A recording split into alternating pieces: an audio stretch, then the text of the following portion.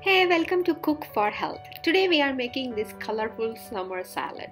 We need the sliced carrots for it, then we need diced radish, some red pepper, then olives, parsley and cilantro, and of course lemon juice.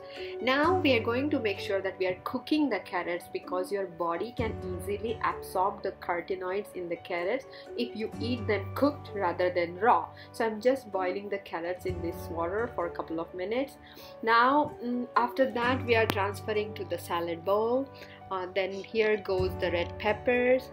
Now we are adding here these white radish, and now go ahead and add the black olives. Now let's make the dressing. For dressing we need olive oil.